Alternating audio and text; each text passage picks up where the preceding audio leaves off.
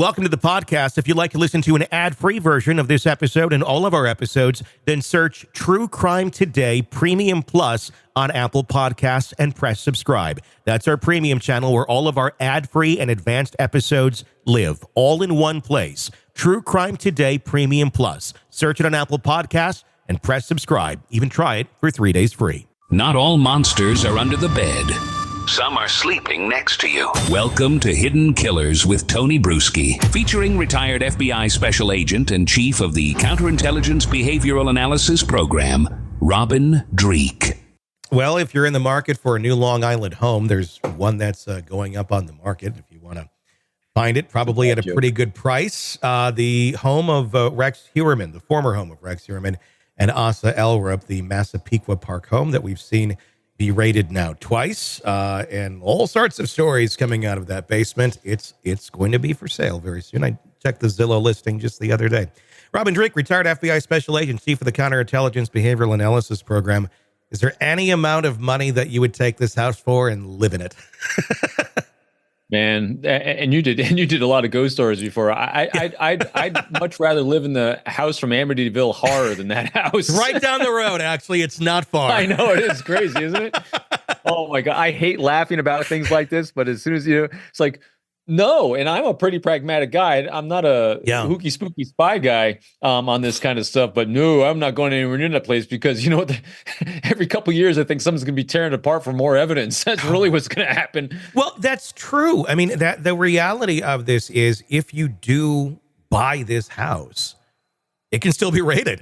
I mean, they can still go. BTK. Yeah. His house, his barn, all the stuff they keep finding there, he's got shit buried all over the place. The house is gone. I mean, it's just it's a blank slate, and they're digging up things and finding things.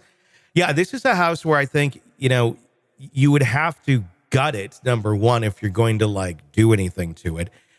And I'd be kind of afraid. I don't know how much the FBI has actually gutted the house. I mean, I know they went in, they did check pipes, they cut some drywall and such, but it's a lot of house. I mean, you'd really have to pull everything apart. When the FBI went into this thing, do you think they're pulling down drywall, or that they did do that to that extent in this basement? Or was it more, hey, we got to kind of look only, where we think we might find stuff? Yeah, they got to be very specific on where they're going to look. Because that's what goes on the subpoena that goes to the judge, and they got to be very specific on those areas they're going to look, why they're going to look there, what's the justification for looking there, because otherwise you wind up tearing an entire house apart, which is not in her rights. It's also her house as well, so they got to be very specific on it. I would, the only person I can think buying this place would be like Peacock Network. For filming, for an attraction. I mean, who knows? I mean, it is. It's a morbid thing. Murder tourism is a thing. It is. Oh, yeah, absolutely it is. But this is make it a halfway house for people getting out. I mean, there's a few things you could do with it. But when it comes to a residential house, I'd be very interested in the people that would buy it. I would say another thing. Yeah, I mean, what's the reasoning? And I looked at it on Zillow and then Google Earth just yesterday. It stands out in the neighborhood like a sore thumb. It does not. The rest of the neighborhood, very nice, kept up. This thing looks like it does not belong there whatsoever. Which again, another weird thing considering he's an architect and makes supposedly fairly decent money, but they're going to be moving to another location. The fact that they are finally moving and they're getting out of this home after 2 raids, after all of the accusations, all the things that we saw being hauled out of there, does it speak to their belief, you think, in the guilt or innocence of Rex? Or is it just, they're done being harassed in this home that stands out? I really think so differently on these things, Tony, and I apologize for that. No. So I think I'm literally thinking pragmatically about it. I'm not. Yeah. So I removed Rex from this entire scenario. I'm thinking in terms of here's a woman that, from outward appearances, hasn't made a lot of the decisions in this household. It's always been him in charge, and so for the first time, she's having to make decisions on housing and everything. And so I think the combination, again, a pragmatic approach is, one, she's learning how to make decisions independently from him because they've been married a long time. and he's very controlling from everything we've seen from in social media and whatnot.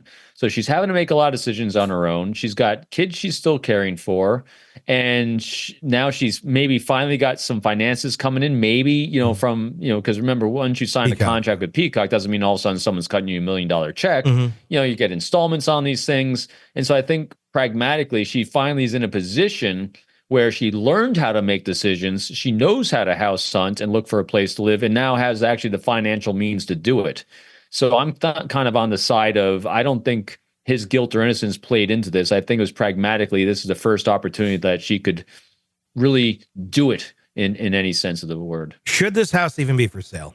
Should the FBI or some government entity step in and go, no, this is a crime scene, or this was a crime scene, and this thing's not going anywhere until this trial is over? I mean, similar, you know, we saw it in the Murdaugh. They did the little field trip over there. Yep. I know the home in the Kohberger case is gone now, but it may be a place that they do want to take a jury at some point. We don't know when this trial is going to happen. Very likely not next year, considering how many people keep being, you know, found.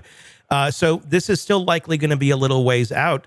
Should this house be going anywhere, or should it just be kind of like kept as a little time capsule until this case is wrapped up?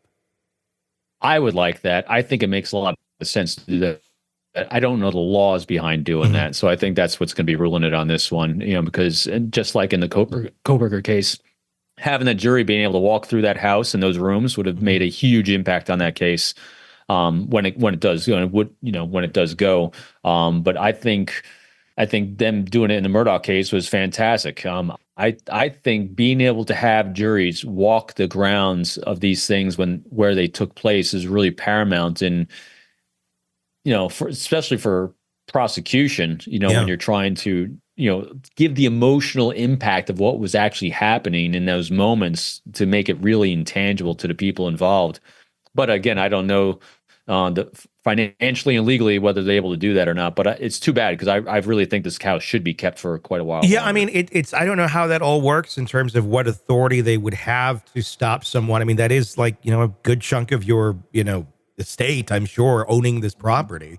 So to say it's frozen, you can't touch it, to someone who has not been charged with any sort of the crime, can that be done? Even though, I mean, it could be a crime scene. If you're in the house, let's say it does sell, somebody's like, okay, I'm going to do a fixer upper, we're going to get down here, we're going to start ripping apart the walls. How quickly before it becomes a crime scene again? What do they have to find for this thing to suddenly be, oh, we better stop everything? Yeah, well, it would take, you know, more evidence popping up somewhere, another body popping up somewhere that, you know, that draws them back to that house, looking in another wall, looking someplace in the yard, looking in a piece of concrete. I mean, so anything that's any evidence that's found on another body or through another witness or more testimony that draws it back to the house from a place that they haven't looked before is going to create another subpoena by a judge. It's going to give them, so no matter who owns the house, it doesn't matter. It's going to allow them to then go back in and re-tear that thing apart in an area they haven't looked in before, if they haven't. So that's what I think is the peril of whoever's going to buy it. At this point, I mean, they've gone in it twice. What do you think they need to go through it again anymore? Do you think they've gotten everything they need? Could there be something else in another filing here that would be to come in a superseding indictment where they need to go back in and take another look and another reference point at something? Or do you think they've already gathered everything they need at this point? They've gathered everything they need today, but if nothing else, the BTK killer shows us, you know, and these serial killers, man, the thing with the serial killer is they're trophy collectors. And this guy's also, from what we've heard, this house is a hoarder's house. So that's a lot of potential, maybe not today, but tomorrow kind of stuff that comes up. You know, I mean, just think about this. So again, we'll put our thought hat on here and projection out. So say he winds up being the killer, he winds up being convicted, and he's sitting in jail for the rest of his life or on death row. You know, much like some of these other serial killers that are going to try to get an angle for leverage, for notoriety, you know, he might have drips of leakage that come out.